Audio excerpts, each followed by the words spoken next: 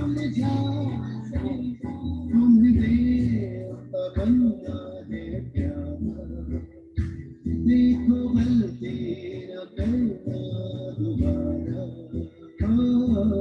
मेरी अमृत की धारा है धारा जो देती दुखों से किनारा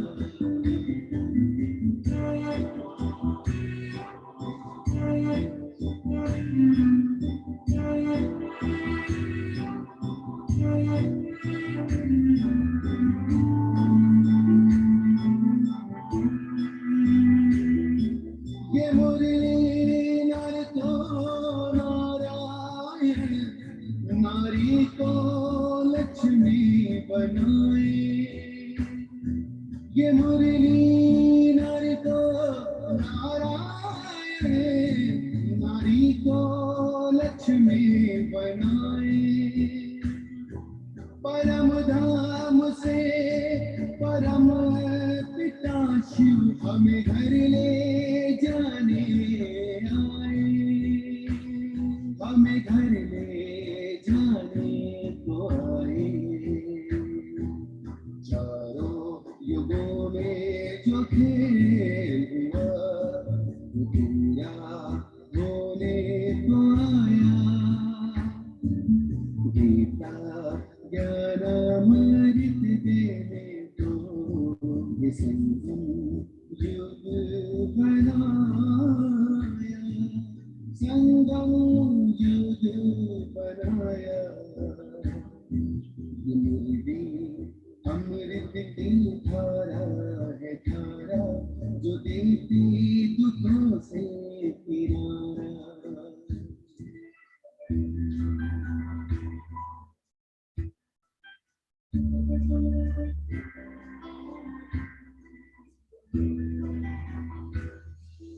पंचामृत जल अग्नि पवन धरती और गगन है चार दिशाएं चारों युगों को नमन है चारों युगों को नमन है सांसों के तार जुड़े प्रभु से मुरली दिखाए नजारे प्रभु पाती ही कर लो सजनी साजन लाए हमारे साजन लाए हमारे मुरली में जो समा जाए वो फरिश्ता बन जाए प्यारा मुरली अमृत की धारा है धारा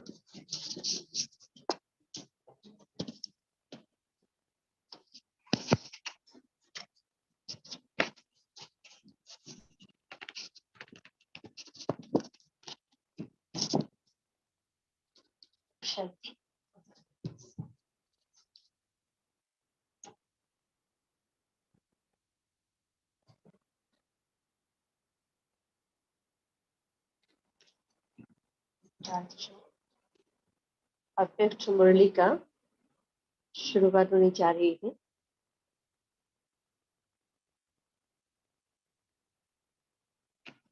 कल मधुबन से पुणे में ये इस कार्य की शुरुआत हुई थी और आज गुवाहाटी में, सिर्फ गुवाहाटी नहीं बल्कि पूरे नॉर्थ ईस्ट के लिए है। इसलिए ये जो प्रोजेक्ट है अव्यक्त मुरली का मनन चिंतन या पढ़ाई ऑनलाइन के द्वारा, वो पूरे नॉर्थ ईस्ट के लोगों को भी जोड़ने के लिए चांस मिलेगा जूम के द्वारा ऑनलाइन के लिए। इसलिए हमने व्यवस्था भी किया।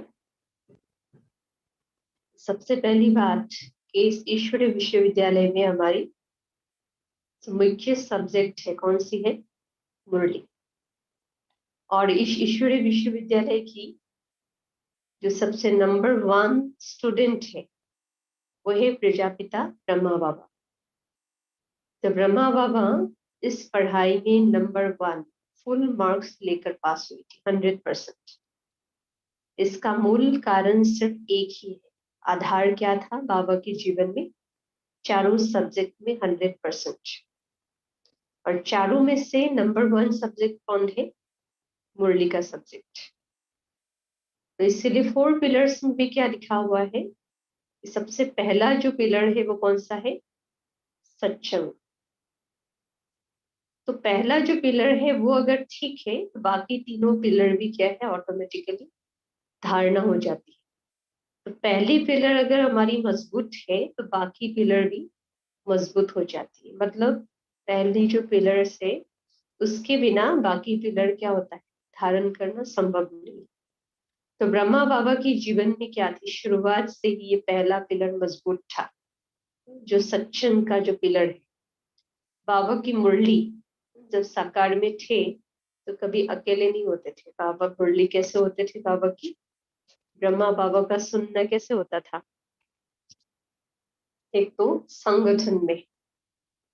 तो इसी रीति से 636 से आज तक पूरे वर्ल्ड में, भारत तो क्या पूरे विश्व में, ये जो मुरली का जो क्लास है सत्संग में हो रही, यानी संगठन में हो रहा है। कोई भी अकेले एक व्यक्ति के साथ या 2 व्यक्ति मिलकर नहीं होता है, हमेशा संगठन में होता है।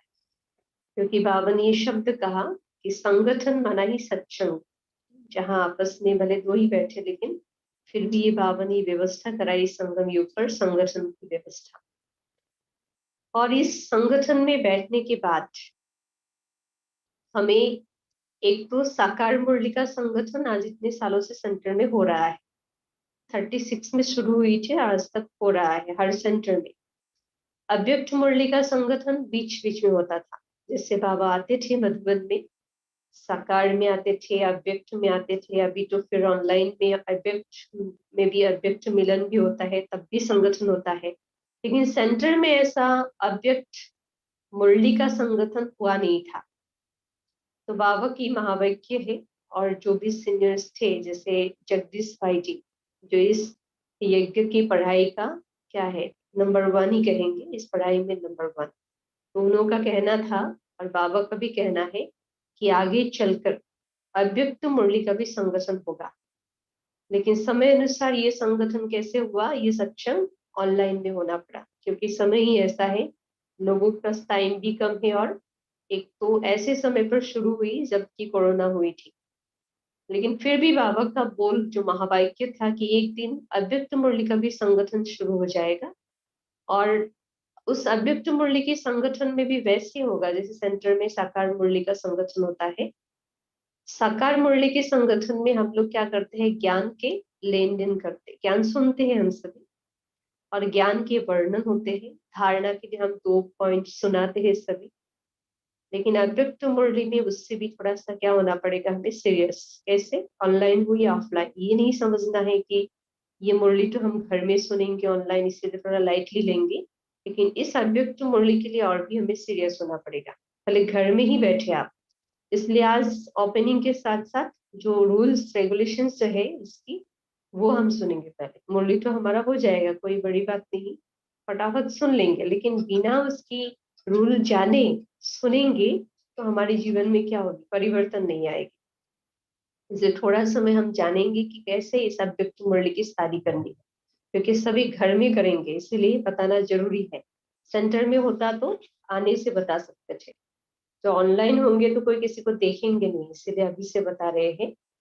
तो पहली बात तो कि जब साकार में यानी स्कूल में हम सभी मुरली सुनते हैं, साकार मुरली, तो इस संगठन के अंदर में हम सभी क्या करते हैं, ज्ञान सागर से ज्ञान सुनते हैं। ज्ञान की मंथन जो है यहाँ पर क्या होता है, क्लास में कम होती है। हम सिर्फ सुनते हैं और सुनने के बाद एक दो वर्णन करके या एक दो पॉइंट सुना करके हम चले जाते हैं। लेकिन अव्यक्त मुरली की शादी ऐसे सुनना और सिर्फ वर्णन करने से नहीं होगा। इसीलिए बाबा कहते ये जो संगठन हो रहे हैं, अभी शुरू हो रही है, ये संगठन खास होगा, स्पेशल, और जिन्होंने इस संगठन में जुड़ा है वही इस पढ़ाई में आगे जा सकते हैं समय के हिसाब से। जो अभी तक इस संगठन में जुड़े नहीं है उसकी पढ़ाई हमेशा ढिला ही रहेगा। पास पुरुषार्थ करना है तो इसके अंदर हमें आना ही पड़ेगा, क्योंकि ये एडवांस कोर्स है बाबा की द्वारा मिली हुई। बाबा ने एडवांस कोर्स किसको सुनाया था, दादियों की पढ़ाई कंप्लीट हुई 69 तक जो पढ़ाई, उसके बाद फिर एडवांस कोर्स शुरू की, क्योंकि दादियों की पढ़ाई की मात्रा क्या हुई थी, साकार मुरली कंप्लीट, उसके बाद और भी आगे जाए, जैसे कॉलेज के बाद यूनिवर्सिटी, उसके बाद रिसर्च, तो वैसे ही बाबा कहते हैं इस लास्ट समय पर हम सभी एक साथ एडवांस कोर्स भी करें, क्योंकि समय हमारे पास कम है। तो इस रीति से इस अव्यक्त मुरली का मंथन होगा।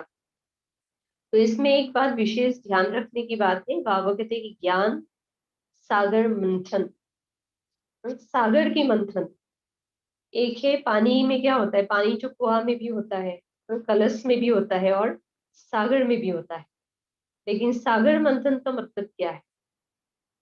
तो बाबा कहते हैं कि हम मुरली रोज सुनते हैं, क्लास में सुनते हैं, मोबाइल में सुनते हैं। सुनने के बाद आजकल क्या होता है, एक सिस्टम बन गया है कि ऑनलाइन में एक एक ग्रुप बना हुआ है, हर सेंटर में बनते हैं, और कोई कोई भाई बहन भी क्या करते हैं, इसकी ग्रुप बनाते हैं और बना करके ज्ञान की क्या करते हैं, डिस्कशन, वर्णन। तो बाबा कहते हैं ऐसी वर्णन से क्या होता है, हमारी परिवर्तन नहीं आती है, इसलिए ज्ञान सागर की मंथन करो। जैसे एक कुएं में कितना सा पानी है, थोड़ा सा पानी, उस पानी में कभी मंथन नहीं होगा, अमृत नहीं निकलेगा। अमृत निकलेगी कहाँ पर, सागर में। तो बाबा भी कहते हैं इसलिए ऐसे विशाल संगठन में बैठ करके, जब इतनी बड़ी संगठन में बैठ करके हम सागर की मंथन करना शुरू कर देते हैं, तभी अमृत निकलेगा, यानी जीवन में परिवर्तन आएगा। तो सागर का मंथन का मतलब ये है कि जो ज्ञान की पॉइंट्स है, सुनकर एक दूसरे को सुनाना, इसको छोड़कर, बल्कि क्या करनी है हमें कि जो हम यहाँ सुनते हैं, सुनते समय ही उसके लिए प्रैक्टिस। इसलिए जब कल से शुरू होगी मुरली की जो स्टडी, तो मुरली कम लेकिन अभ्यास ज्यादा। जैसे ही हम सुनेंगे मुरली, सुनने के साथ साथ बीच बीच में क्या होगी, उस मुरली का जो पॉइंट्स है, ज्ञान की पॉइंट्स, उसकी प्रैक्टिस, और प्रैक्टिस के साथ साथ उसी दिन ही उसकी धारणा, धारण करेंगे तभी जीवन में क्या आएगी, अमृत मिलेगी। इसीलिए इस प्रोजेक्ट के अंदर जो भी जुड़ेंगे उसको क्या करना है, भी एक्टिव होना है, सिर्फ सुनते जाएंगे नहीं। उसी दिन सवेरे से लेकर रात तक कुछ कुछ होमवर्क भी मिलेगा। जैसे सुनने के बाद अपनी सुनते समय एक तो डायरी में नोट करना, ये तो रहेगा ही, और सुनने के बीच बीच में 1 मिनट का साइलेंस यानी योग का तो रहेगा ही। और फिर पूरी मुरली से कम 2-4 क्वेश्चन हम लोग भेजेंगे ग्रुप में, और उस क्वेश्चन का आंसर खुद जरूर अपनी डायरी में लिखना है। इतना बिजी होते हुए भी सारे दिन में ये क्वेश्चन का आंसर खुद जरूर करना है, और ये किसी को दिखाने के लिए नहीं, खुद के लिए। रात को क्या बताया, कल भी सुनाया था कि रेगुलर इस क्लास की जो हमने डिस्कस की, रात को रेगुलर इसकी पुरुषार्थ के ऊपर चार्ट एक अपनी डायरी में लिखना है, और हर एक एक, एक नया डायरी तो जरूर लेना ही है। आज अगर नहीं लिया तो कल से एक नया डायरी जरूर बनानी है। इसलिए क्वालिटी, बाबा कहते क्वांटिटी कम हो लेकिन क्वालिटी वाला आत्मा हो। बाबा यही कहते हैं कि बाबा के हर सेंटर में ज्यादा लोग नहीं चाहिए, लेकिन थोड़े ही हो, पर कौन सी आत्माएं चाहिए, बारिश क्वालिटी, यानी क्वालिटी वाला, जो इस ज्ञान को अच्छी तरह समझे, ज्ञान की मंथन करे और अमृत निकाले। और एक दो बात सुनाना चाहते इसमें। मुरली जब हम पढ़ेंगे जैसे यहाँ भी बैठ रहे हैं पढ़ने के लिए, और हम घर में भी जब सुनेंगे तो मुरली पढ़ने की जो तरीका है वो थोड़ा बता देते हैं। वैसे तो सबको मालूम होना चाहिए, साकार मुरली में भी वही रूल है, अव्यक्त मुरली में भी वही रूल है। एक तो मुरली के लिए जब हम बैठेंगे, इस ईश्वरीय विश्वविद्यालय में हमारी 2 सब्जेक्ट है, एक नहीं 4 तो है ही, वो तो पता है, लेकिन विशेष क्लास में भी 2 क्लास होती है यहाँ पर। यहाँ जैसे ही आते हैं, हमारी पहली क्लास कौन सी है? मुरली के पहले जो भी कम से कम 5 मिनट 10 मिनट का योग का क्लास। तो अभी जब हम घर में भी ऑनलाइन में ये क्लास सुनेंगे, तो पहले हमारी जो क्लास होगी कौन सी होगी? जूम में अगर ज्वाइन करेंगे तो ज्वाइन करेंगे तब जब ज्वाइन जूम शुरू हो जाएगी, यानी मुरली के पहले। तो बिना योग के अगर मुरली सुनने जाएंगे तो फिर क्या होगी? हमारी आधा होगी क्लास। एक तो मुरली में आधा होता है, वो तो होता ही है, लेकिन योग भी अगर हम छोड़ देंगे तो भी हमारी क्लास आधा है, क्योंकि 2 क्लास कंबाइंड है। तो योग में फिर क्या करेंगे ये भी याद रखना, क्योंकि हर एक अपने घर में बैठेंगे तो क्या करेंगे योग में? गीत बजेगा भी या ना भी बज सकता है। तो एक तो बात ये है कि मुरली हमें कैसे सुनना है। जैसे घर में हम पढ़ेंगे या सुनेंगे तो क्या करेंगे? सबसे पहले तो मुरली सुनने के पहले हमें बाप दादा को आह्वान करना, अपने घर के ही अंदर जहाँ बैठेंगे आप। तो बाबा को जब हम आह्वान करेंगे तो किस हिसाब से आह्वान करेंगे? 3 बातों को लेकर, क्योंकि बाबा हमें 3 सब्जेक्ट पढ़ाने के लिए टीचर बनकर घर में ही हमारे आएंगे। अगर आप वहां भी बैठे हैं जूम में, ये नहीं कि आपको यहाँ से ज्ञान मिल रही है, बल्कि आपको अनुभव होगा कि जैसे वहां ही बाबा के अवतरण हुआ है। इतना हमें इसकी प्रैक्टिस करनी है। इसके लिए आपको क्या अनुभव करना पड़ेगा या क्या प्रैक्टिस करनी होगी कि आज बाबा हमारे घर में भी आने वाले हैं और 3 सब्जेक्ट का ज्ञान देने के लिए। पहला सब्जेक्ट नोट करना है, मैं कौन हूँ। ये रोज की बात है, सिर्फ यहाँ की बात नहीं, घर की बात नहीं। आज भी हमने जो मुरली सुना साकार मुरली, आज भी यही बात थी, कल भी यही बात होगी, अव्यक्त में भी यही बात होगी कि हर मुरली में बाबा 3 सब्जेक्ट पढ़ाने के लिए आते हैं। पहली सब्जेक्ट मैं कौन हूँ। तो आप जब 5 मिनट के लिए योग में बैठेंगे, पहली सब्जेक्ट याद कीजिए कि आज बाबा हमें ये बताने के लिए आएंगे कि मैं कौन हूँ। दूसरी जो सब्जेक्ट है वो कौन सी है कि कौन पढ़ाने आएगा आज हमें। ऑनलाइन में नहीं, बल्कि क्या समझना है हमें मुरली के समय कि आज हमें हमारे घर में हमें कौन पढ़ाने के लिए आएगा। तीसरी सब्जेक्ट क्या है? मुझे क्या बनाने के लिए आएगा, क्योंकि ये हमें बाबा ने ऐसे ही नहीं पढ़ाया, कुछ बनाने के लिए पढ़ाया। और यही विधि हम सेंटर में भी क्लास में भी अप्लाई करें। तो ये 3 सब्जेक्ट जब हम स्मृति में रखेंगे तो इसको कहते हैं बाबा कि ईश्वरीय विश्वविद्यालय में जब हम स्टूडेंट बनकर क्लास में बैठते हैं, हमारी दृष्टि स्मृति वृत्ति की बात जो रोज सुनाते बाबा, ये सब बातें इसमें आ जाती।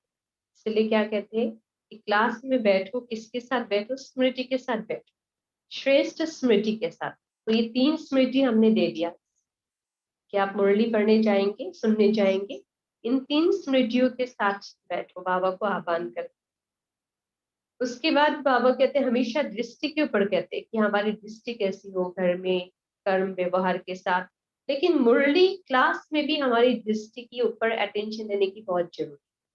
दृष्टि मतलब 2 प्रकार की दृष्टि, एक बाहर की आंखों की दृष्टि और एक मन बुद्धि यानी बुद्धि रूपी नेत्र की दृष्टि। तो आप यहाँ बैठे हैं, हर चीज हमें दिखाई देती है, किसकी बुद्धि कहाँ है, किसकी दृष्टि कहाँ है। लेकिन घर में बैठेंगे कोई देखने वाला नहीं, इसलिए प्रैक्टिस करना ही है। और जब घर में करेंगे तब यहाँ क्लास में भी आपको दिखाई देगा। तो यहाँ जैसे ही आप बैठेंगे आपकी दृष्टि क्या होगी?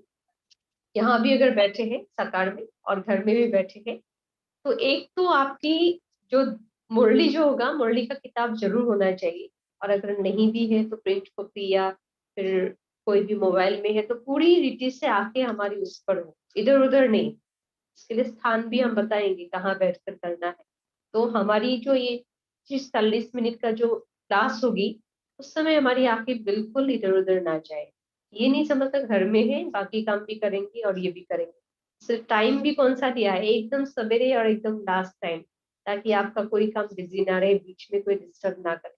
सवेरे सवेरे 5 बजे और शाम को 9 या 9:30 बजे हम डिसाइड करेंगे आज। तो इस समय आपको और कुछ काम रखना नहीं है।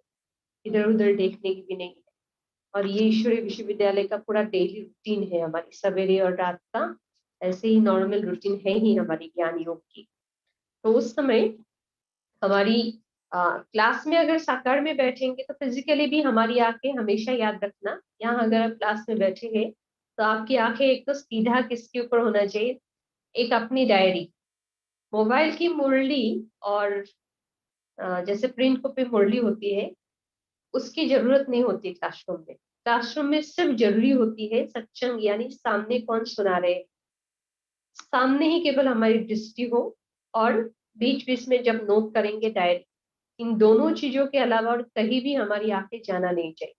तो घर में भी ऐसे ही अपनी डायरी और जो ऑनलाइन है बस, इसके सिवाय इधर भी नहीं। तो इतना हमें इसके लिए बैठना भी कैसे होगा, सीधा ही बैठना होगा। तो ये हमारी दृष्टि की बात होगी, मन रूपी या बुद्धि रूपी दृष्टि भी, और स्थूल नेत्र भी सीधा हमारी किसके ऊपर फोकस हो, डायरी और कौन सुना रहे। अभी से क्लियर हो गया कि नेक्स्ट टाइम जब मुरली यहाँ भी बैठेंगे, साकार मुरली भी, तो मोबाइल पर अपनी आंखों को नहीं लगाना है।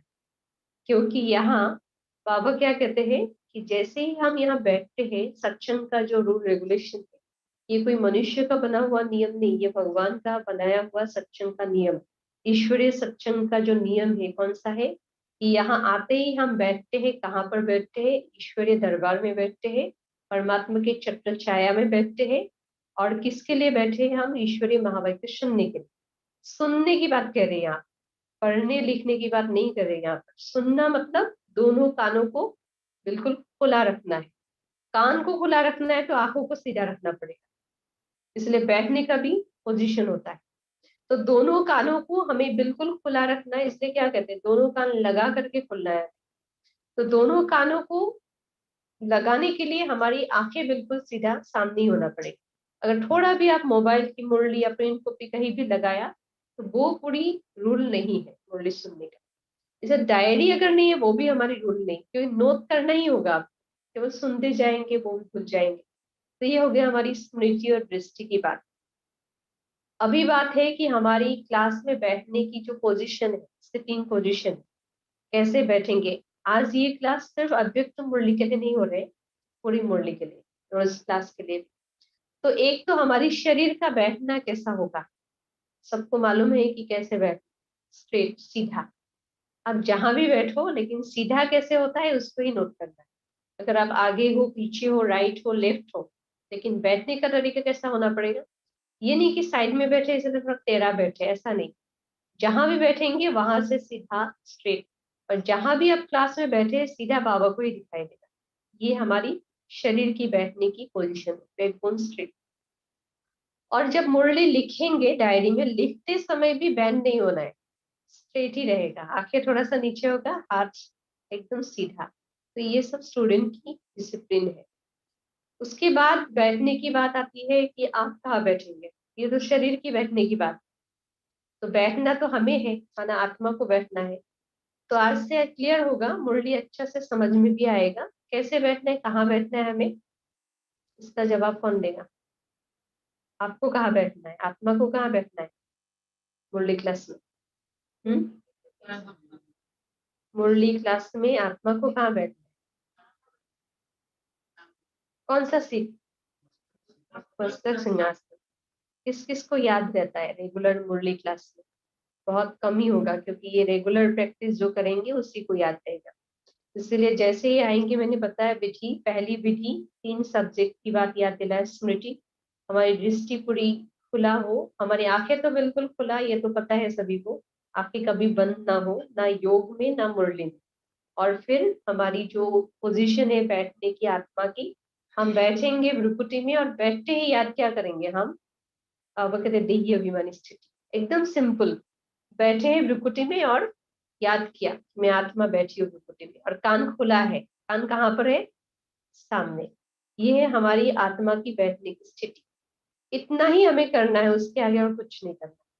तो इतना सा स्थिति बना करके हम जब सुनेंगे, सुनने के बाद क्या होगा, हमारा जो भी सुनेंगे मुरली वो हमारी अंदर में धारणा होगी।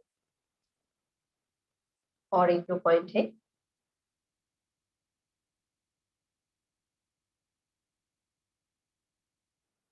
तो यहाँ जब क्लास सुनते हैं हम सेंटर में अकेले नहीं, संगठन में मिलेगा, और घर में जब सुनेंगे क्या होगा, अकेले हो जाते हैं, मेजोरिटी अकेले ही है। इसलिए एक फिक्स स्थान लेना पड़ेगा। ऐसा नहीं कि जहां मन है वहां ही सुने, जैसे कोई बिस्तर में, कोई सोफा में, ऐसा नहीं। क्योंकि स्टूडेंट का भी एक फिक्स जगह होता है, एक टेबल होता है। तो घर में भी एक टाइम या एक स्थान, टाइम तो फिक्स हो गया, एक स्थान भी फिक्स कर दे और उसी स्थान पर ही रेगुलर बैठे, क्योंकि यहाँ भी फिक्स होना चाहिए। तो उसी स्थान पर जब बैठेंगे तो वहां भी आपका क्या अनुभव होगा, जैसे हम छत्र छाया, परमात्मा की छत्र छाया के अंदर बैठे हैं, शुरू से अंत तक बैठेंगे। कभी भी ऑनलाइन में भी मुरली ऐसे आधा करना ही नहीं। ये भी नहीं कि आधा हुआ इसलिए छोड़ दे, छोड़ना ही नहीं, मतलब हमें ये टाइम फिक्स ही रखना है। तो जैसे ही हम बैठेंगे, शुरू से लेकर अंत तक हम एक ही स्थान पर, एक ही पोजीशन में बैठे, हिलना नहीं, घर में सोचना नहीं कि घर है इसलिए कुछ काम है थोड़ा इधर उधर जाए। तो इसलिए आराम से जैसे सेंटर में सुनते वैसे ही हमें ऑनलाइन में भी सुनना है, एक ही जगह पर फिक्स करके बैठना है। तो तब क्या होगा, सारी ज्ञान को हम क्या कर सकते हैं, बाबा कहते मुरली में कि एक कहावत है, चिड़िया ने सागर को हक कर लिया था, सुना होगा कि एक छोटा सा चिड़िया पूरे सागर की पानी सुखा दिया। तो ऐसा हो नहीं सकता, लेकिन बाबा कहते ये संभव है संगम युग पर। हम छोटा सा चिड़िया है आत्मा, लेकिन सारी मुरली को अगर अंदर में हमको ले लेना है तो ये सब विधि फॉलो करना पड़ेगा, ये जो रूल्स है। इसीलिए घर में भी बैठेंगे तो सारी मुरली अंदर में आ जाएगा। तो यहाँ जब बैठेंगे, ये भी जानने की बात है, जैसे यहाँ बैठते हैं हमें बार बार सीट चेंज करना पड़ता है, क्योंकि पहले से हम पीछे बैठते हैं, इसलिए बार बार आगे के लिए बोलना पड़ता है। तो यहाँ जब आप बैठते हैं, सीट चेंज करते हैं, तो बाबा की कनेक्शन क्या हो जाता, टूट जाता है, तो कुछ फायदा नहीं होगा। इसलिए अभी से बता रही हूँ मैं कि जो भी आते हैं आगे एकदम सामने बैठे, एकदम फ्रंट में अपनी सीट फिक्स करके, ताकि कोई उठाए नहीं। उठने से क्या होगा, ये सब बातें बाद में सुनाएंगे। क्योंकि जब जैसे ही हम यहाँ आते हैं, आकर अपने रूल के अनुसार, विधि अनुसार, जैसे ही हमारी स्मृति में आ जाते हैं कि हम कौन है, यहाँ क्यों पढ़ने के लिए आए, कौन पढ़ाने के लिए आए हैं, उस स्मृति में जैसे ही हम आगे सीट पर बैठ जाते हैं, बैठते ही बाबा की जो करेंट है ऊपर से, बाबा की जो दो हाथ है, कौन से सूक्ष्म हाथ, पालना की हाथ, तो वो हमारी सिर पर होता है, जिसको वरदानी हाथ कहते हैं। और अगर आप इधर उधर घूमा, राइट लेफ्ट, या जगह चेंज किया, किसी से बात किया, साइलेंस ब्रेक किया, या फिर किसी को देखा इधर उधर, तो फिर क्या होगा, ऊपर से जो आ रहे थे बाबा की छत्र छाया, वो भी ब्रेक हो जाएगा। इसलिए इतना साधारण क्लास नहीं है, ये भी याद रखना कि हम किसके सामने बैठे। और इसीलिए इस बात को समझने वाले बहुत कम ही स्टूडेंट होते हैं, लेकिन आशा है कि सभी इस बात को समझे। तो इतना ही इस क्लास की रोल है। और फिर उसके बाद जो मुरली होंगे, मुरली होने के बाद फिर मुरली की जो होमवर्क है वो सब हम सुनेंगे। तो आज हम सुनने जा रहे हैं 1969, जब ब्रह्मा बाबा, पिताश्री ब्रह्मा बाबा अव्यक्त हुए थे 18 जनवरी। तो जिस दिन अव्यक्त हुए, अव्यक्त होने के बाद तुरंत बाबा की अवतरण नहीं हुई थी। गुलजार डाली के तन में आकर बाबा ने खुद संदेश दिया था। तो आज थोड़ा सा संदेश सुनेंगे हम। क्या सुनाया बाबा ने, ये संदेश से, ये मुरली नहीं है। और वो संदेश सब 69 से बाबा ने दिया था गुलजार डाली के तन में। आज दिन तक भी वो संदेश चल रहा है। सभी को मालूम है गुरुवार को मधुबन में क्या होता है, मुरली के बाद भोग के समय अभी भी बाबा संदेश देते हैं। सारे कारोबार किससे चल रहा है, बाबा की मैसेज, संदेश का ना मैसेज। और ये मैसेज बाबा को आने की जरूरत नहीं पड़ता है मैसेज सुनाने के लिए। इसके द्वारा सुनाते हैं, इस यज्ञ में ऐसी विशेष आत्माएं हैं कोई कोई जो ध्यान में जाती है, उनके द्वारा सारी मैसेज बाबा देते रहते हैं। और आज भी ये कारोबार हो रही है। तो बाबा के इस यज्ञ में नंबर 1 ध्यान में जाने वाली आत्मा कौन थी, गुलजार डाली सी, जिसके तन में ही फिर बाबा की अवतरण हुई और अव्यक्त मुरली की शुरुआत हुई। तो मुरली के पहले गुलजार डाली के तन में आने के पहले बाबा ने सबसे पहले गुलजार डाली को वतन में ले गई, और वतन से ही डाली के द्वारा बाबा के अव्यक्त होने के ऊपर, यानी समय के ऊपर कुछ मैसेज दिया था। तो वो मैसेज आप सुनेंगे आज। ओम शांति। आज जब हम वतन में गए तो शिव बाबा बोले, साकार ब्रह्मा की आत्मा में आदि से अंत तक 84 जन्मों के चक्कर लगाने की संस्कार है। तो आज भी वतन से चक्कर लगाने गए थे। जैसे साइंस वाले रॉकेट द्वारा चंद्रमा तक पहुंचे और जितना चंद्रमा के नजदीक पहुंचते गए उतना इस धरती की आकर्षण से दूर होते गए, पृथ्वी की आकर्षण खत्म हो गई। वहां पहुंचने पर बहुत हल्कापन महसूस होता है। जैसे तुम बच्चे जब सूक्ष्म वतन में आते हो तो स्थूल आकर्षण खत्म हो जाती है, तो वहां भी धरती की आकर्षण नहीं रहती है। ये है ध्यान द्वारा और वो है साइंस द्वारा। और भी एक अंतर बाप दादा सुना रहे थे कि वो लोग जब रॉकेट में चलते हैं तो लौटने का कनेक्शन नीचे वालों से होता है, लेकिन यहाँ तो जब चाहे जैसे चाहे अपने हाथ में है। इसके बाद बाबा ने एक सीन दिखाया गुलजाड़ा की। लाइट की बहुत ऊंची पहाड़ी थी। उस पहाड़ी के नीचे शक्ति सेना और पांडव दल था और ऊपर में बाप दादा खड़े थे। इसके बाद बहुत भीड़ हो गई। हम सभी वहां खड़े ऐसे लग रहे थे जिससे साकारी नहीं लेकिन मंदिर के साक्षात्कार मूर्त खड़े हैं। सभी ऊपर देखने की कोशिश कर रहे थे लेकिन ऊपर देख नहीं सके, जैसे सभी बहुत तरस रहे थे। फिर थोड़ी देर में एक आकाशवाणी की तरह आवाज आई कि शक्तियों और पांडवों द्वारा ही कल्याण होना है। उस समय हम सबके चेहरे पर बहुत ही रहम दिल का भाव था। उसके बाद फिर कई लोगों को शक्ति और पांडवों से अव्यक्त ब्रह्मा का साक्षात्कार, शिव बाबा का साक्षात्कार होने लगा। फिर तो वो सीन देखने की थी। कोई हंस रहा था, कोई पकड़ने की कोशिश कर रहा था, कोई प्रेम के आंसू बह रहा था, लेकिन सारी शक्तियां आग की गोले की समान तेजस्वी रूप में स्थित थी। इस पर बाबा ने सुनाया कि अंत समय में तुम्हारा ये व्यक्त शरीर भी बिल्कुल स्थिर हो जाएगा। अभी तो पुराना हिसाब किताब होने के कारण शरीर अपनी तरफ खिंचता है, लेकिन अंत में बिल्कुल स्थिर तथा शांत हो जाएगा। कोई भी हलचल ना मन में ना तन में रहेगी, जिसको ही बाबा कहते हैं देही अभिमानी स्थिति। दृश्य समाप्त होने के बाद बाबा ने कहा, सभी बच्चों को कहना कि अभी देही अभिमानी बनने का पुरुषार्थ करो। जितना सर्विस पर ध्यान है उतना ही इस मुख्य बात पर भी ध्यान रहे कि देही अभिमानी बनना है। तो पहला दिन बाबा के अव्यक्त होने के बाद बाबा से मैसेज आया। कौन सी मैसेज? कि ये ब्रह्मा जो पुरुषार्थी था, एक समय क्या करते थे बाबा? पुरुषार्थ करते थे, पढ़ाई करते थे, योग का अभ्यास करते थे, लेकिन एक विशेष दिन 18 जनवरी जिस दिन बाबा क्या बन गए? अव्यक्त बन गया, अव्यक्त वतनवासी बन गए, जहां से फिर नीचे आने की कोई जरूरत नहीं। तो ब्रह्मा बाबा का पार्ट क्या बताया शिव बाबा ने मैसेज में? क्या बताया कि एक ऐसी आत्मा है, ब्रह्मा की आत्मा, जो पूरे आदि से अंत तक 84 जन्म का चक्कर लगाने वाले आत्मा है। और 18 जनवरी का दिन कौन सा दिन है? इस 84 के चक्कर का अंतिम दिन था ब्रह्मा बाबा के। और इस अंतिम दिन के बाद ब्रह्मा बाबा क्या हो गए? सूक्ष्म वतनवासी। तो सूक्ष्म वतनवासी बन गए और सूक्ष्म वतन से बाबा का पार्ट कौन सी शुरू हुई? सेवा का पार्ट, अव्यक्त पालना का सेवा का पार्ट। क्योंकि जब साकार में थे तो साकार में बाबा ने सारी इस संगठन की पालना की थी, और अव्यक्त हो गए तो बाबा कहते हैं यही ब्रह्मा अव्यक्त वतन से क्या करेंगे? पूरे विश्व की ब्राह्मण परिवार की पालना करेंगे। इसलिए 2-3 दिन के बाद फिर क्या हुई?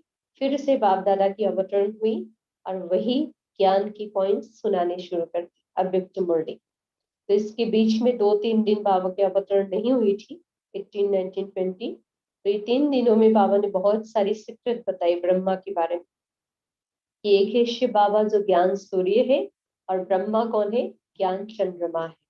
तो ब्रह्मा एक ऐसी आत्मा जिन्होंने शिव बाबा की सारी ज्ञान की धारणा की और थोड़ी थोड़ी छोटी छोटी बातों की धारणा की। कैसे? जैसे आज सुनाया, इस 3 पिलर के अंदर पहली पिलर को बहुत अच्छी तरह से बाबा ने ध्यान दिलाया था। संगठन के अंदर बैठकर क्लासरूम के अंदर में आकर के कैसे सुनना है, इस बात में बाबा ब्रह्मा बाबा तो कभी मिस नहीं किया है, क्योंकि पार्ट ही ऐसा था बाबा का। तो शुरू से लेकर अंतिम दिन तक बाबा ऐसे पहली पिलर्स पर बहुत ध्यान देते थे। इसलिए बाकी पिलर भी बाबा के पक्का थे। तो इस मैसेज के अंदर बहुत सारी सूक्ष्म सूक्ष्म बातें जो आज टाइम कम है सुनाने के लिए। तो जिसमें एक पॉइंट कहा कि अंतिम समय जब आएंगे, जो आज हम उस समय के सामने हैं, जब पुरानी दुनिया की अंतिम समय आएगी तो दुनिया वालों को साक्षात्कार होना शुरू हो जाएगा। किसका साक्षात्कार होगा? शिव बाबा का भी होगा, ब्रह्मा बाबा का भी होगा, क्योंकि ब्रह्मा सभी का पिता है, प्रजापिता है, विश्व का पिता, और वही सतयुगी विश्व महाराजन भी बनने वाले। तो उसके साथ साथ बाबा कहते ये ब्रह्मा तो अव्यक्त बन गया, संपूर्ण बन गया, उनका तो साक्षात्कार होगा ही, लेकिन बाबा ने मैसेज में ये भी दिया कि हम जो शिव शक्ति और पांडव सेना है, यानी ब्रह्मा कुमार कुमारिया, हम सभी का भी लक्ष्य क्या होना चाहिए? ब्रह्मा बाप समान संपूर्ण अव्यक्त फरिश्ता। तो बाबा तो उसी समय बन गए अव्यक्त, लेकिन हम कैसे बने? इसे लास्ट लाइन बाबा ने क्या कहा? देही अभिमानी बनना, इस बात पर पूरा ध्यान दो। तो देही अभिमानी बनने का पूरा पुरुषार्थ करो। इसके लिए फिर बाबा ने अव्यक्त मुरली की पढ़ाई शुरू की। साकार मुरली में तो सारी इंफॉर्मेशन बाबा ने दे दी, लेकिन देही अभिमानी कैसे फास्ट बने, उसके लिए फिर बाबा ने एडवांस कोर्स फिर से शुरू कर दी थी, वो है अव्यक्त मुरली। कि घर में भी बैठकर बिना मेहनत के आसानी से कैसे ब्रह्मा समान देही अभिमानी बने। ब्रह्मा बाबा ने तो मेहनत किया था, क्योंकि बाबा को सिखाने के लिए कोई एक्स्ट्रा कोई निमित्त नहीं था, लेकिन हमारे लिए तो बहुत सारे हैं। इसलिए अभी अटेंशन दिलवा रहे हैं अव्यक्त मुरली के द्वारा, और उस एक मुरली में अगर ध्यान देंगे, और याद रखना कि एक ही मुरली, ज्यादा नहीं पढ़ना है, ज्यादा नहीं सुनना है, और ना कोई क्लास सुनने की जरूरत है, क्योंकि ये किसकी क्लास है? मुरली, ये किसकी क्लास है? स्वयं ईश्वरीय महावाक्य, स्वयं सुप्रीम टीचर पढ़ा रहे हैं। और इस सुप्रीम टीचर के लेसन को छोड़कर बाकी क्लास में जाएंगे तो फिर क्या होगा? एक भी पढ़ाई डाइजेस्ट नहीं होगी, फिर उल्टा क्या होगा आपका? ना इधर ना उधर। इसलिए अब डबल क्लास कम से कम मिल रही है, इसका ऊपर ही कम से कम ध्यान दें। साकार मुरली तो मिल रही है, और साथ में एक और एक्स्ट्रा हमारे अव्यक्त मुरली। तो साकार मुरली तो बहुत सहज सिंपल, हमने पढ़ लिया, सुन लिया, वर्णन कर लिया। लेकिन अव्यक्त मुरली किसी को वर्णन करने के लिए नहीं, ये पूरी एक एक शब्द क्या है, मिनिमम करे लेकिन धारण जरूर करे, कोई वर्णन के लिए नहीं, स्वरूप बने, धारण करे। और इसलिए हर मुरली के बीच में हम जब क्लास कराएंगे वो तो हम कर लेंगे, लेकिन खुद भी जब मुरली को फिर से पढ़ेंगे, क्योंकि सिर्फ सुनने से नहीं होगा, और मुरली हमें खुद भी पढ़ना है मोबाइल में जैसे ही रहेगा आपके घर में। तो मुरली के बीच में बीच बीच में 1 मिनट एकदम साइलेंट में जरूर रहना है। यहाँ की बात अलग है क्लास की, लेकिन जब आप घर में पढ़ेंगे तो बीच में 1 मिनट, 15 मिनट में 1 मिनट या 2 मिनट एकदम साइलेंट। आपने अगर 10 लाइन पढ़ा है तो 10 लाइन के बाद ब्रेक, ब्रेक में जब 1-2 मिनट रुकेंगे तो उस समय आपको याद करना है क्या क्या पढ़ा, और उसमें से और भी सिलेक्ट करके 1 लाइन नोट करना है। तो ऐसे अच्छे स्टूडेंट बन करके हमें पढ़नी है। और एक मैसेज है, पुराने संस्कार रूपी पत्तों को समाप्त कर बीज रूप अवस्था बनाओ। मतलब बाबा बार बार मैसेज दे रहे हैं कि अभी ब्रह्मा के समान बीज रूप अवस्था भी बनाए। आज जब वतन में गई तो बाप दादा हम सभी बच्चों का स्वागत करने के लिए सामने उपस्थित थे। जैसे ही मैं पहुंची, जैसे साकार रूप में दृष्टि से याद लेते थे वैसे ही अनुभव हुआ, लेकिन आज की दृष्टि में विशेष प्रेम के सागर का रूप इमर्स था। एक एक बच्चे की याद नैनों में समाई हुई थी। बाबा ने कहा याद तो सभी बच्चों ने भेजा है, लेकिन इसमें 2 प्रकार की याद है। कई बच्चों की याद अव्यक्त है, कईयों की याद में अव्यक्त भाव के साथ व्यक्त भाव मिक्स है। तो ये बाबा कह रहे हैं, कौन बाबा? बाप दादा दोनों। और वतनवासी कौन हो गए थे? ब्रह्मा बाबा। तो वतन से ब्रह्मा बाबा भी ये अनुभव सुना रहे हैं कि सभी बाबा की याद कर रहे हैं, मुझे भी याद कर रहे, शिव बाबा की याद भी कर रहे हैं। लेकिन सभी याद करने वालों में 2 प्रकार की याद करने वाले बैठे हैं क्लास में। एक प्रकार की याद करने वाले जो बच्चे हैं, उनकी भाव जो है अव्यक्त भाव है, यानी यहाँ बैठे हैं, किस स्थिति में बैठे हैं? देही अभिमानी स्थिति। और दूसरे प्रकार के जो बच्चे हैं योग में बैठे हैं, लेकिन व्यक्त भाव के साथ मिक्स होकर बैठे हैं। यानी हम बैठे यहाँ पर हैं, लेकिन हमारी आंखें इधर उधर, हमारी बुद्धि की आंखें अलग, हमारी दृष्टि स्मृति अलग। तो इसलिए बाबा कहते हैं कि ब्रह्मा बाबा को ये अव्यक्त होने के बाद पता चल रहा है कि साकार लोक में, माना इस स्थूल वतन में, एक एक सेंटर की, एक एक क्लासरूम में, एक एक संगठन में दो प्रकार के बच्चे दो प्रकार से याद में बैठे। तो हमें किस प्रकार से याद करना है, किस भाव में बैठना है यहाँ पर क्लास में? एक व्यक्त भाव, एक अव्यक्त भाव। व्यक्त भाव माना व्यक्ति हूँ, स्मृति। अव्यक्त माना मैं देही हूँ, आत्मा हूँ, ये स्मृति। तो 1 घंटे के लिए आते हैं सिर्फ, या 1 घंटे के लिए हम क्लास में अटेंड करेंगे, ये समय कितना वैल्यूएबल है उसको हमें ध्यान रखते हुए उस समय को हमें एक्यूरेट क्या करनी है, जैसे बाबा ने कहा वैसे ही सफल करना। थोड़ा भी अपनी मनमत नहीं चलाना, क्योंकि हम यहाँ किसी औरों के लिए आए ही नहीं। किस लिए आए हैं? अपने लिए आए हैं। इसलिए अपने लिए आए हैं तो अपनी जो डिसिप्लिन है उसी में चलना। तो क्या देखा कि सभी बच्चों का संगठन खड़ा है और ऊपर से बहुत फूलों की वर्षा हो रही है। बिल्कुल चारों ओर फूलों की सिवा और कुछ देखने में नहीं आ रहा था। बाबा ने सुना है बच्ची, बाप दादा ने स्नेह और शक्ति बच्चों को दे दी है, लेकिन साथ साथ देवी गुण रूपी फूलों की वर्षा शिक्षा के रूप में भी बहुत की है। बाबा क्या कह रहे हैं? आज सिन दिखा रहे गुलजार डाली को। क्या क्या सिन दिखा रहे? कि हम जब क्लास में बैठते हैं, बाबा ऊपर से फूल भी हमारे ऊपर बरसाते, लेकिन किसके ऊपर बरसाएगा? जिनका भाव अव्यक्त भाव है। उसके ऊपर कौन सी वर्षा की बात कही? दिव्य गुण रूपी फूलों की वर्षा शिक्षा के रूप में। मुरली से तो दे ही रहे हैं, और ऊपर से बाबा एक्स्ट्रा क्या देते हैं? शक्तियां भी देते हैं। तो दिव्य गुणों की शिक्षा को हर एक बच्चे ने यथाशक्ति ही धारण किया है। इसके बाद फिर दूसरा दृश्य दिखाया। 3 प्रकार के गुलाब के फूल थे, एक लोहे का, दूसरा हल्का पीतल का, तीसरा रियल गुलाब था। तो बाबा की भाषा थोड़ा अलग है, एक तो मुरली की भाषा और एक तो पिक्चर यानी सीनरी जो है, सीनरी के द्वारा भी बाबा बहुत कुछ समझाते हैं। जो ट्रांस में जाते हैं, ध्यान में जाते हैं, उन्हों को क्या सिखाते हैं, मतलब इशारा क्या देते हैं, इन सब सीन को दिखा करके समझाते हैं कि दुनिया में यानी हमारी स्थिति कैसी होनी चाहिए। मुरली में तो बाबा सिखाते ही है। तो बाबा ने कहा बच्चों की रिजल्ट भी इस प्रकार है, जो लोहे का फूल है। 3 प्रकार के फूल बैठे यहाँ पर। क्या क्या कहा? एक लोहे का फूल, ये बच्चों की कड़े संस्कार की निशानी है, जो अभी तक परिवर्तन नहीं कर रहे। जैसे लोहा कभी बदलते ही नहीं है, बहुत कड़ा होता है। तो ऐसे ऐसे बच्चे यहाँ बैठे हैं जो बिल्कुल कड़े संस्कार की है, जो थोड़ा भी अपनी परिवर्तन नहीं करते हैं। जैसे लोहे को वो ठोकना पड़ता है, जब तक गर्म ना करो, हथौड़ा ना लगाओ तो मुड़ नहीं सकता। इसी तरह कई बच्चों के संस्कार लोहे की तरह खड़े हैं, जो कितना भी भट्टी में पड़े रहे लेकिन बदलते ही नहीं। दूसरे वे है जो मोड़ने से व मेहनत से कुछ बदलते हैं, और ऐसे बच्चे बहुत हैं जो बोलने से, मेहनत करने से किसी की बदल जाते हैं। वो हल्की पीतल के फूल है।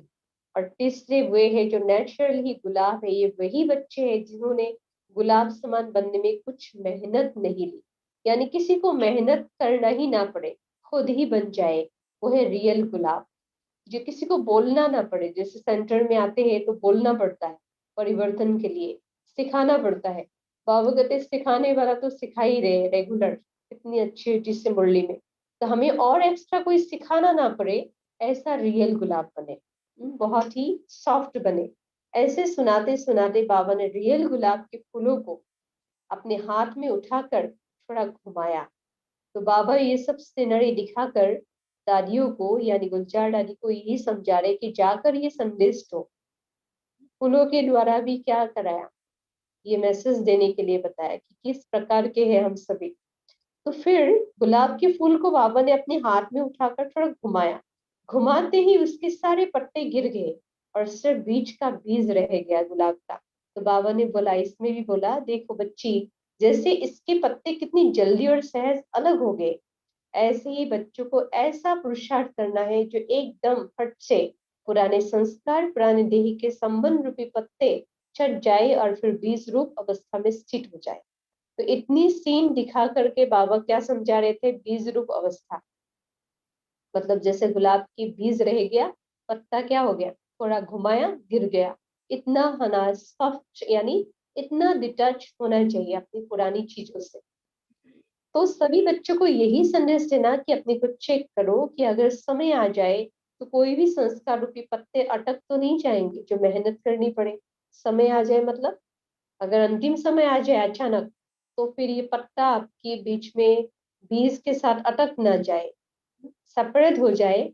ऐसी हमें सॉफ्ट बनना है। कर्मातीत अवस्था सहज ही बन जाएगी या कर्म बंधन उस समय अटक डालेगा। अगर कोई कमी है तो चेक करो और भरने की कोशिश करो। तो ये जो मैसेज है इसको समझने के लिए भी क्या है, थोड़ा सा पुराना है तो इसे समझने में आसान होता है। क्योंकि संदेश है ये इतनी कितनी बाबा ने सिनारी दिखाकर समझा रहे हैं और बहुत ही गहरी बातें हैं, लेकिन मुरली बहुत सिंपल है। बाबा की जो मुरली है कल सुनेंगे, मुरली अलग है। ये तो सिर्फ संदेश से दिखाया भी किसको, आखिर दादी को। और दादी को भी दिखाया किसके लिए, ऐसे ऐसे महारथी आत्माओं को बताने के लिए जो अच्छी तरह से पुरुषार्थ चल रहे हैं जिसका।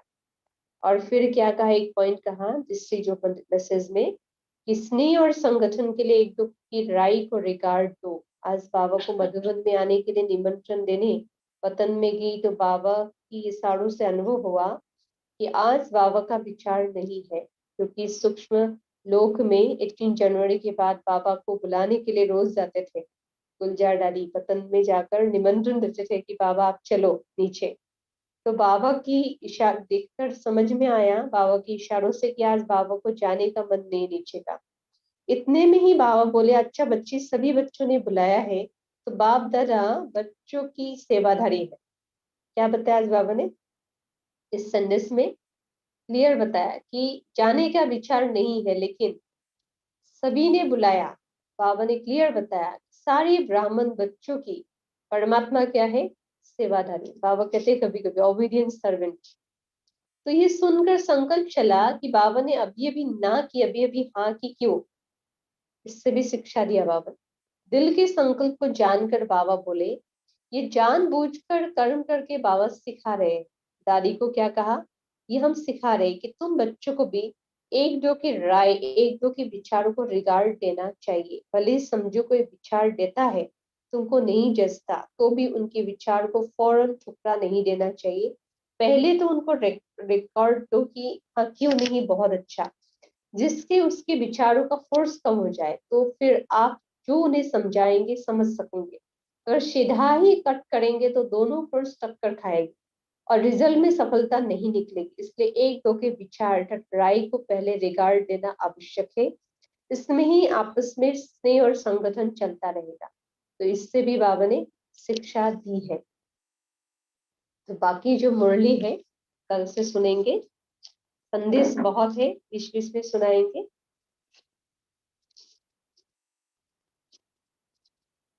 तो मुरली जो है बाबा की 21 जनवरी को बाबा ने सुनाया था और वो मुरली कल से शुरू होगी। वो तो ऑनलाइन में ही होगी। तो एक तो मॉर्निंग 5 बजे, क्योंकि अमृत वेले के बाद फिर योग के बाद डायरेक्ट अगर हम ज्वाइन कर लेते हैं तो फिर योग के बाद ही क्या होगा, ये मुरली हमारे अंदर क्या होगा, अच्छी से बैठेगा। इसलिए कोई मिस ना करे। और फिर ऐसी भी आत्माएं हैं जो अभी तक अमृत वेला उठते ही नहीं, उनको 5 बजे कैसे सुनेंगे, इसलिए उनके लिए रात को 9:30 बजे। लेकिन ऐसी आत्माएं अगर कोई है जो नहीं उठते हैं, उनको फिर क्या करना है, जल्दी से शुरू करनी है अमृत वेला और सवेरे सवेरे 5 बजे की मुरली क्लास। रात को थोड़े दिन के लिए सुनाएंगे, ज्यादा नहीं। इसके बाद फिर सवेरे ही होगा। रात को भले करेंगे लेकिन मुरली का रिवाइज करेंगे, क्योंकि रिवाइज के लिए भी चाहिए एक टाइम। शांति।